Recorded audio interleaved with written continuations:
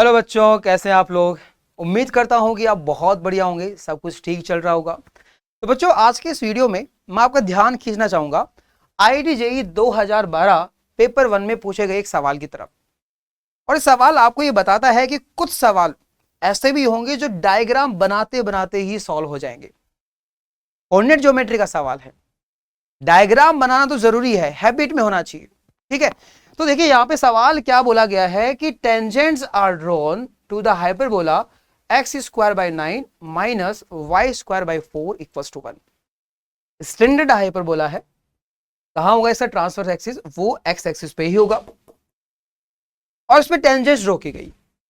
और टेंजेंट्स के बारे में क्या बोला कि parallel to straight line 2x minus 1। तो 2x माइनस 1 की पैरेलल दो टेंजेंट, ऑफ कोर्स टेंजेंट आप जब ड्रॉ कर पा रहे हो तो कितने टेंजेंट हो सकती है, दो टेंजेंट होगी सेम स्लोप की। आगे बोला गया कि then points of contact of the tangents on hyperbola are.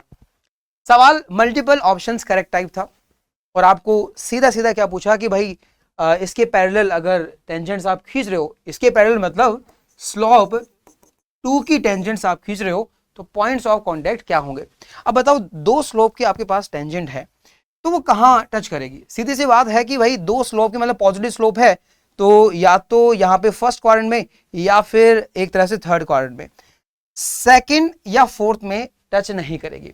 तो आपका जो आंसर होगा या तो कहां पे होगा, फर्स्ट क्वाड्रेंट में होगा, या फिर आपका आंसर कहां पे होगा, एक तरह से थर्ड क्वाड्रेंट में होगा।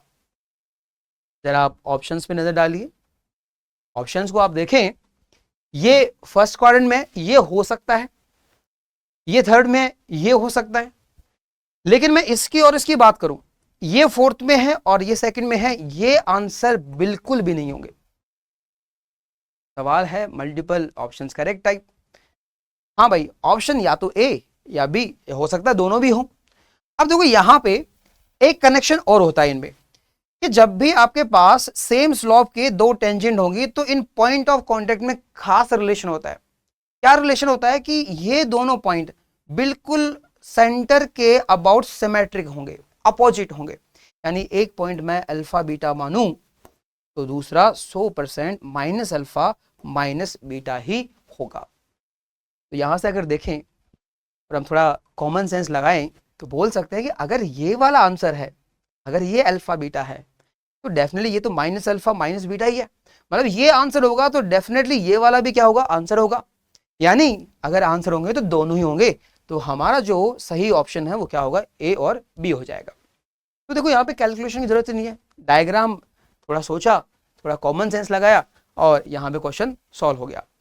चलो थोड़ा आपके तसल्ली के लिए वेरीफाई भी कर लेते हैं, हाँ भाई ऑप्शंस ऐसे ही आएंगे, डेटा यही आएंगे, वो भी देख लेते हैं। तो चलिए देखो प्रॉपर मेथड। अगर आपके पास y इक्वल्स टू कुछ mx प्लस सी टेंजेंट है और किसकी टेंजेंट है, x square by a square minus Y square by b square equals to 1। तो यहां पे जो आपका पॉइंट ऑफ कांटेक्ट आता है वो आता है minus m time a square by c comma minus B square by सी।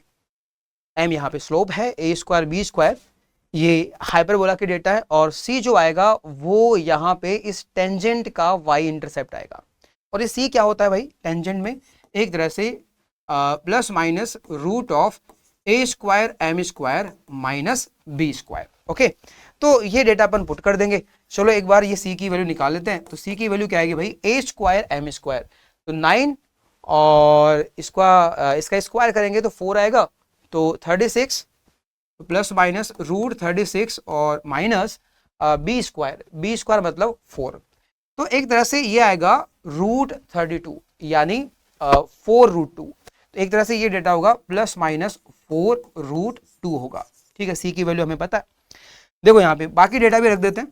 तो माइनस एम ए स्क्वायर है 9 अपॉन सी और minus B square minus 4 upon C. तो देखो सी की वैल्यू यहाँ पे 4 रूट 2 भी रख सकते हैं और माइनस 4 रूट 2 भी रख सकते हैं।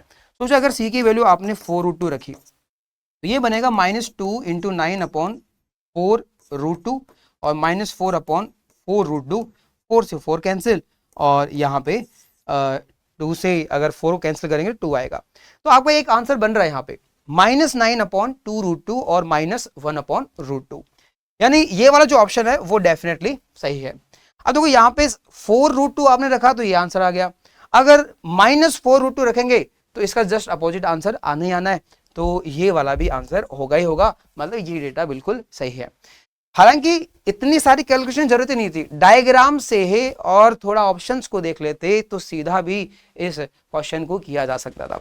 तो बेटा इस वीडियो से मेरे को आपको एक ही बात बतानी थी, जब भी कोऑर्डिनेट ज्योमेट्री का सवाल आए, चाहे सिंपल से सिंपल सवाल आए, आपको डायग्राम ड्रॉ करने की हैबिट होनी चाहिए।